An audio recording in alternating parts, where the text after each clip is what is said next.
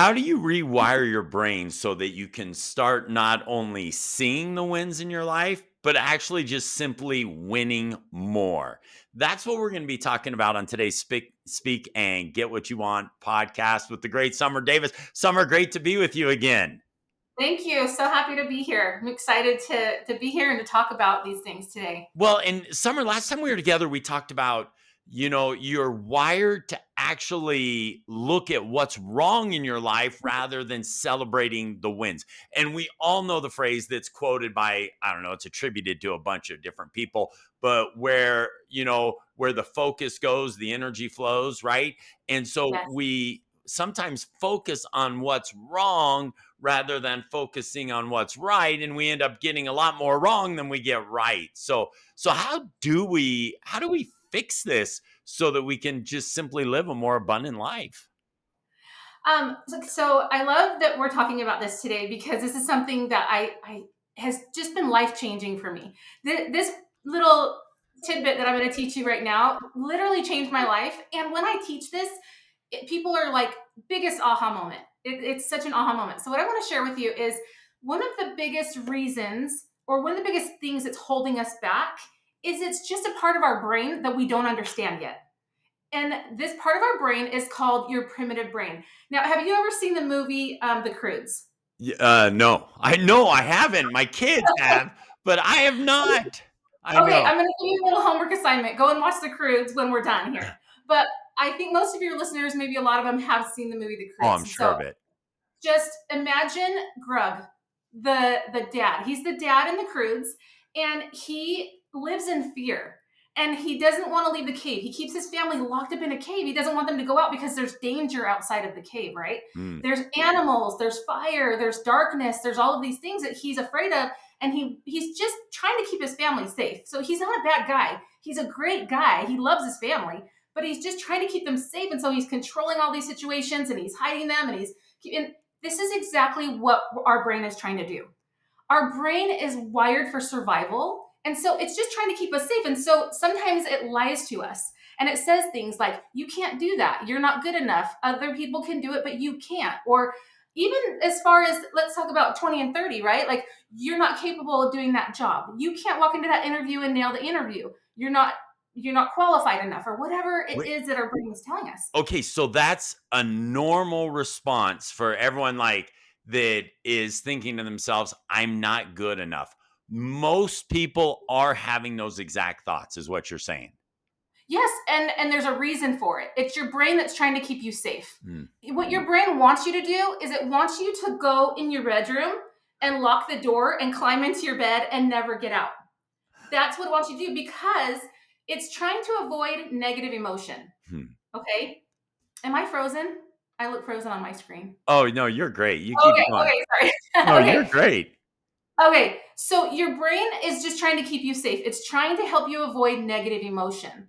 And so it doesn't like feeling fear. It doesn't like feeling embarrassment. It doesn't like feeling discomfort. And so it wants you to just run and hide. And there's a character on The Croods. I love using this movie as an example because it's awesome. The daughter, Eep. And she says, Dad, I'm not going back into that cave anymore. I want to live my life. I want to go out and explore. And that is our prefrontal cortex. This part of our brain right here, our primitive brain is back here. It's a feeling part of our brain. Our prefrontal cortex has the ability to think about our thoughts Hmm. and to talk back to our primitive brain and say, you know what? It's okay for me to feel discomfort. I'll be totally fine. I'm going to love myself through this. Or it's okay if I feel fear or embarrassment because I'm capable of feeling those things and still being successful. Okay, so and so this just doesn't come naturally for everybody. So everyone No. will always look at someone who's successful and says, "Wow, they must be really gifted at that or they must really be talented to overcome that." But the reality is they've had to rewire their brain. And so those who are successful have had to say them to themselves and rewire their brain saying, "It's okay to leave the cave. It's okay to do it." Yes. Yeah, and actually think about it when we're kids. Like in our last conversation, we talked about how it makes sense, right? We don't want to beat ourselves up and say, "Gosh, why can't I be more like that guy?" That Right. he's successful. He doesn't say these things to himself because he does. He still does. I still do. I still have those thoughts, and I have to talk back to myself Even coming on this podcast at first, I was like, oh, what if I don't say the right thing? What if I don't resonate? What if I, your brain is going to do that because it doesn't want you to do scary things. It wants you to run away and hide and be safe. But here's what's so powerful and important. The secret to success. This is literally the secret to success. If you are willing to feel any emotion, your confidence will soar. If you are willing to feel discomfort, if you are willing to feel fear, if you're willing to feel whatever negative emotion that you are running from, that is when your confidence will soar and you will find all of the success that you're looking for. Okay, so if you're willing to feel the emotion, Yes. okay, tell me more about that, because Okay. no one wants to feel fear. No one wants to feel Right. these things you're talking about. So how do you become willing to do it? So here's the thing. We all think that we are wired for happiness, that we're wired for joy, that we're not, we're wired for survival. And so we have to recognize, and this is part of self-awareness, we have to recognize that this part of our brain, it's not a bad thing. It's trying to keep us safe. So when we can embrace that, I think that it helps us to really embrace feeling discomfort, getting comfortable with discomfort. If you're not feeling discomfort, you're not pushing yourself hard enough. That is Whoa, really important to understand. that's powerful. If you are not feeling discomfort, then you're not pushing yourself hard enough. Right. So you're talking about, if you're not willing to do that, you can look at yourself at the end of your life going, I lived a comfortable, very Yes. mediocre life. And this is actually why people get stuck, because people are afraid to feel their emotions. That's why addiction is such a problem these days. Because what addiction is it's running from an emotion. So we feel a negative emotion, and what do? We turn to our cell phones and we start scrolling, because then we don't have to feel the feelings that are coming up for us. And that's true with anything. That is true with substances. That is true with pornography. That is true with um, food. Whatever your buffer is, figure out what your buffer is. You're probably running from an emotion. And when we learn to just sit in our emotion and love ourselves through the emotion, that's the thing is, anxiety really is the feeling of running from your emotions, not being willing to feel them. And this is something I love to talk about, because think about it this way. Think about somebody that you're really what's the word I'm looking for? Nervous to be around. What would that be? That word that I'm looking for? Someone Like, that it'd be, I don't want to overuse the word, but someone you're anxious when you're around them. You feel yes, that, right, anxiety right. around them. Intimidated. That's the word I'm looking for. Think of something that you might be intimidated by, right? In your mind, you're thinking, oh, they're better than me, or they're going to think something about me, right? So even let's say go back to college, and you see somebody that's attractive and you get a little nervous, right? And you go sit next to them. Well, if you get nervous and you just walk away, the next time you sit next to them, you're going to be nervous again. But if you sit with those nerves and you sit with that discomfort and you turn and you say, hi, I'm Summer, how are you? And you spark up conversation, then you're not uncomfortable anymore. And another analogy to use is imagine a negative emotion sitting in a room, and you go and you sit next to it and you're like, I don't like this emotion. You try to leave. Well, that emotion's going to try to open the door. And so you're pushing against this emotion and you're causing this problem. It makes the emotion even bigger. Then if you just sit with it, you're willing to feel it, it will start to dissipate.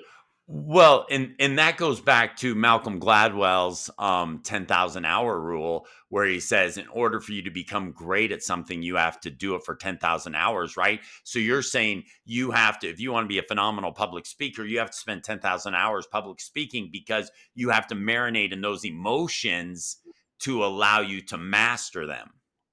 Yeah. And have you ever heard of exposure therapy? This is something that a lot of psychiatrists are doing. No. So if you have a fear of spiders, exposure therapy is where they actually put on the goggles, that make you see spiders, and you sit with it. You just sit and you watch spiders crawling on your body. That's exposure therapy. That is actually what psychiatrists are using these days to help people overcome things like OCD. If you have a fear of germs, they'll have you put your hands in a trash can and not wash your hands, because the more you can sit with it, the less uncomfortable it is for you. And the same is true with your emotions. I've heard speakers say that if you're uncomfortable with something, say you're uncomfortable with speaking, get out and speak more. Whatever you're uncomfortable doing, wherever your discomfort level is, put yourself in that situation more often so that you can overcome it. Oh, that is powerful. Summer years ago, I became good friends with this phenomenal, one of the best oral surgeons in the state of Utah. His name is Bill McBee. And Bill was showing us pictures of some of the surgeries he's done. Okay, he was kind of doing an educational night at our church, and he was, showing some, here's some of the surgeries I've done, here's something. And I was sitting there, Summer, my stomach could not handle it. I was sitting there going, "Oh my goodness, this is awful. How do you do it?" And I turned to Dr. McBee, to Bill, and I said, "Bill, how how are you wired that that doesn't bug you?" And you know what he said? He said, "Oh, it used to." I said, "What do you mean?" He goes, "Oh, I used to be disgusted by this." I said, "You did?" He goes, "Oh, yeah. When I started, it was disgusting to me, but I became familiar enough." And his drive to be an oral surgeon was great enough to where he's like, "Okay, I've got to figure this out. I know that's disgusting and it doesn't, doesn't really sit with me." But then he mastered it.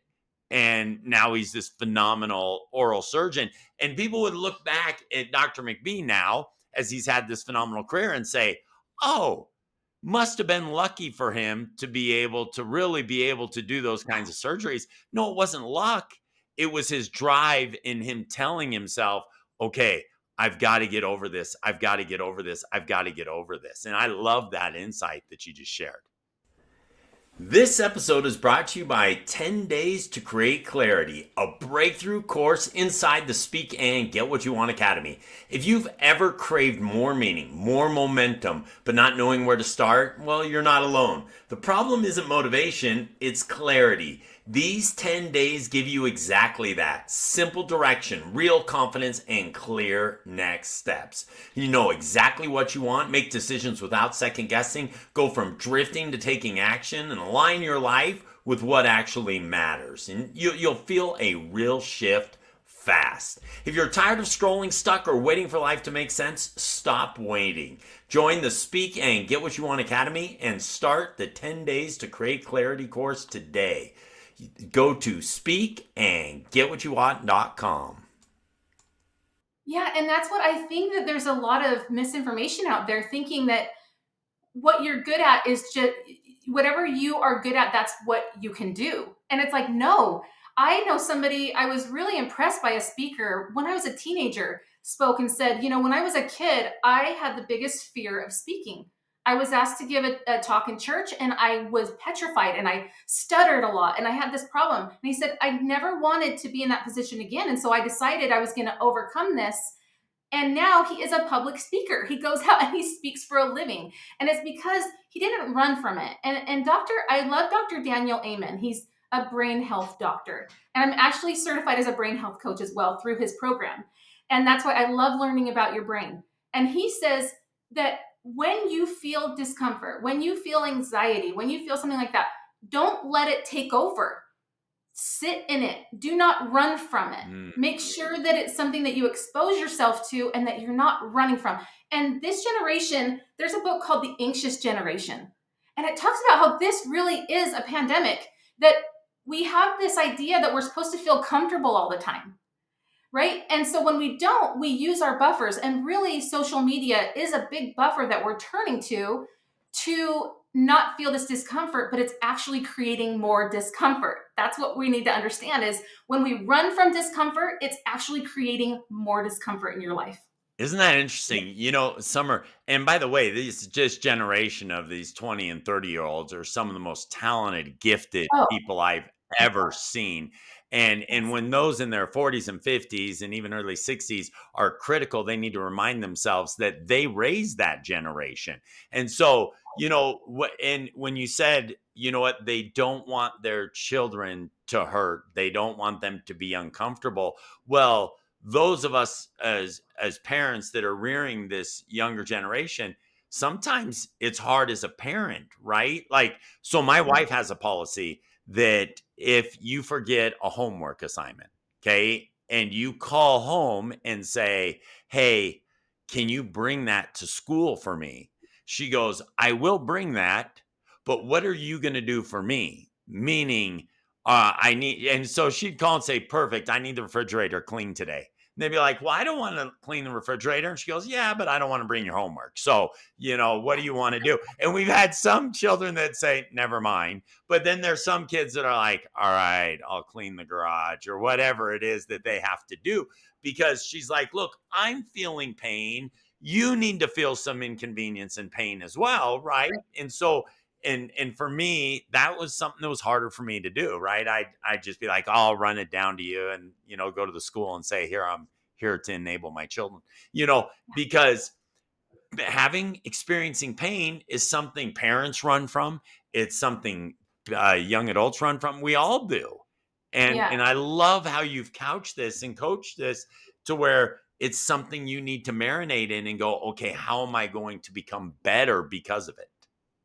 Yeah, and it's so interesting because we're all a product of how we're raised, right? Like that's why I always like to say it makes sense. Like I'm going to share an example of my own mother. I love her to death. She's just a sweetheart and she wants nothing but goodness for her kids, nothing but goodness. Sure. And so when one of her kids or one of her grandkids are struggling, we just actually had this conversation the other day and she was saying, she got a little emotional and was like, "I just want them to be happy. I just want them to be happy. I just want them to be happy." And I said, "Why?" And she was like, "Well, don't you want your kids to be happy all the time?" And I said, "I actually don't. I love my kids. I would never wish them anything bad to happen to them, right? But I also know that if nothing bad were to ever happen to them, they would have no Mm. character. They would have no Right. compassion. They Right. would not learn. They would not grow in certain areas of their life." So, yeah, I want my kids to have some discomfort. And this generation, my generation, we're so quick to fix our kids' problems because we don't want them to feel uncomfortable. We don't want them to be sad. We don't want them to feel these negative emotions. But feeling negative emotions is so important. It's part of your personal growth and it's part of success. Yeah, absolutely. And you sit there and you thought, when I was watching my younger twins play basketball, Chase got some of the least playing time in 7th grade. You know what? But he was committed. And so as a parent, you're like, "Oh no, maybe he should just quit. He's not getting any playing time." But he fought for it, he fought for it, he fought for it. Now, 9th grade, things have changed for him. And it's because he's got this, he's had that experience which has caused him to be a fighter, right? And so but how do you do it? So you recognize, okay, I recognize this, Summer. I naturally, all of us want to run from pain. We all want to run from situations that make us uncomfortable. How do you stand and take it head on? Practice. It's like with anything, it's practice. You sit in it. And what's really important to do is learning how to process those emotions. And this was really interesting to me when I was learning it. I thought it was a little weird, but now it makes sense to me. First, you have to name it, right? What am I actually feeling right now? Am I really feeling fear? Am I feeling anxiety? What am I feeling? And then what does it actually feel like? So where am I feeling it in my body? Is it in my stomach? Is it in my chest? Is it in my throat? Is it in my head? Where am I feeling it? And then, you know, even like naming it, what does it look like? What color is it? What texture is it? And actually like really getting comfortable and understanding what it is and where it is in your body. And what's important to notice is it comes and then it goes. It Mhm. doesn't stick around for very long. So that's why they say exposure therapy is great because you feel this emotion, you feel this rush of emotion, and then it leaves, right? But if you can sit in it for long enough, you learn to tolerate it more. And the more we can sit with it and tolerate it, the more it has less power and control over us. That's the problem when we run away from it, it's controlling us.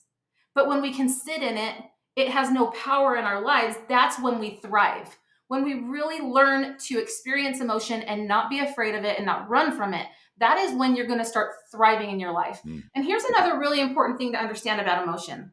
And this was pretty mind blowing to me as well. Where does your emotions come from?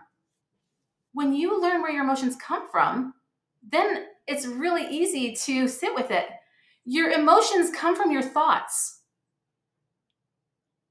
So, this is a really powerful concept. There's something I learned at the life coach school called the thought model. Okay. Our circumstances are neutral. They have no power in our lives. They're just facts. They're neutral. People are circumstances, places, traffic, the weather. We have no control over those things. They just are what they are. Our circumstances trigger a thought for us. Okay. Our thoughts create our feelings. Our feelings drive our actions, and our actions are what are creating the results in our life. So you're creating your life. It's not just happening to you. You're creating your life by the way that you're thinking. And we all think that our circumstances are creating our life, but we have no power in our circumstances. All of our power lies in our thoughts. That's And so when powerful. we learn, yeah, and when you learn that, you have control of your emotions because you can choose what you think. And when you choose thoughts that create positive emotion, then you have positive actions and positive results. When you choose thoughts that create negative emotion, you have negative actions and negative results. Wow. And the very first step, Summer, is recognizing that. Is Yes. recognizing that, okay, these are the thoughts I'm having, these are the feelings I'm having. So then is how does the power or the law of attraction then connect to those thoughts and feelings that you're talking about? Because they all seem to be interconnected.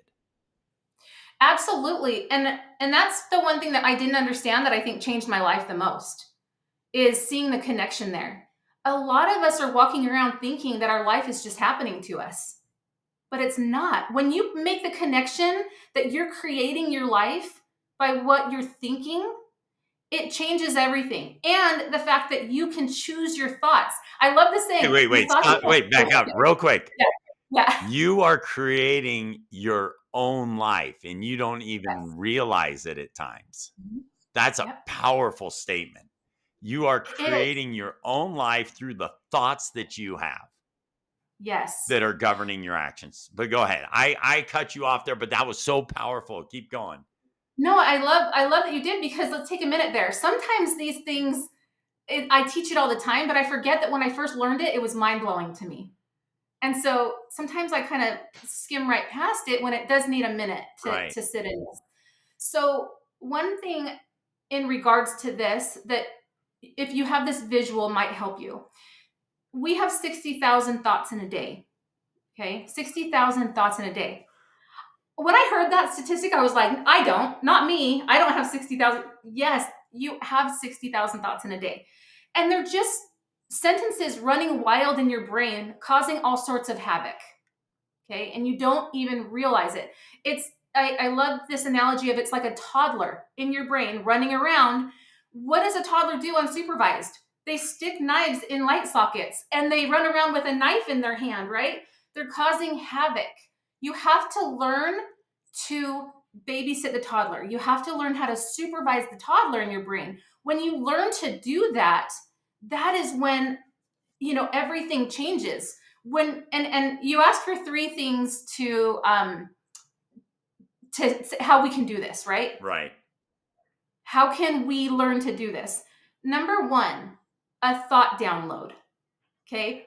When you have all of these thoughts going in your mind and you don't even know what they're creating for you, that is when chaos happens. That is when you are being acted upon and you're not acting.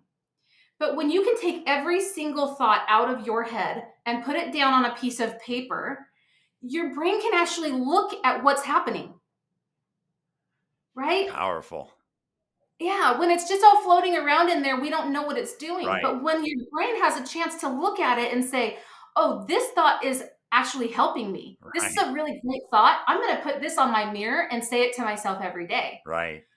This thought is causing a lot of damage. It's causing me to be stuck. It's creating, um, problems in my life. Now I can look at it and see what do I need to do with this thought to create better results in my life.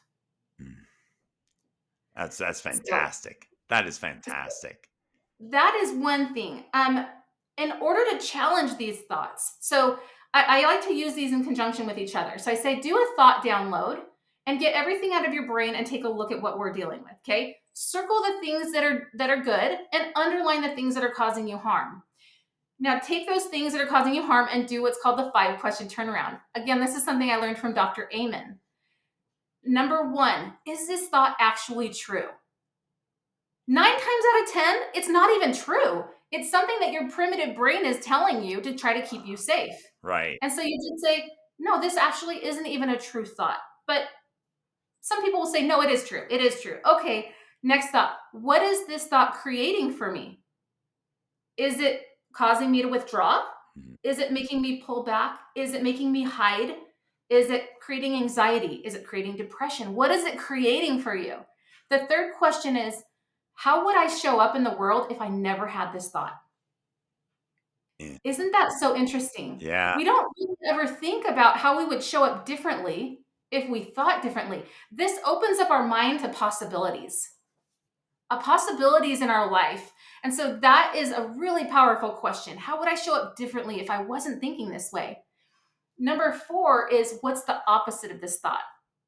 And what I love about this question is it's proving to our brain what we are capable of, Mm. right? So what's the opposite? So let's say we're thinking something like, I'm not good enough. Well, the new thought isn't going to be, I'm the most amazing person ever, because we're not going to believe it, Right. right? So it needs to be a believable thought, like, I'm human and I'm learning and I'm growing. And the more that I make an effort, the better I'm going to be, That's you know? great. Yeah. That's And then the fantastic. fifth question is, how might that thought be true? And this is where the brain rewiring comes in. Your brain is like a race car track or a motorcycle track, okay? You get on a motorcycle track the first time and you're having to create the path, right? You're having to like find a path and go on it. By the 100th time, if you've ever been to a motorcycle show, you see that it's like these deep grooves, right? It's like these deep grooves. The motorcycles are just basically at this point going on walls. And this is how your brain is. You have neural pathways. Your brain is changeable. And so you can jump out of the groove of one thought and create a whole new core belief by telling yourself a different thought. So we're actually changing our brain when we let go of old thoughts and we create new thoughts that are going to serve us. Wow. That is yeah, that is powerful. And it literally life changing as you do that. Yes. And so you can continue to change your life and create the life you want, the life you desire based upon your thoughts and how you rewire it, just as you said. That's Summer, that is so impactful. Yeah, I love Dr. Amen actually says, this is a line he says all the time. He says, you're not stuck with the brain that you have. And that's what people need to understand. They think, oh, this is just how I am. I love that. How often do you hear people just say, this is just how I am? Yeah. Oh, Well, all the time. All the time. yeah, And you don't have to stay that way. I've heard Dave Ramsey, I've worked with him over the years, and I've heard him say on countless times, he just claps his hand, then change. It's like you are not stuck in your circumstances. You can literally rewire your brain, your thoughts, um, because they all connect to your actions and your words and everything.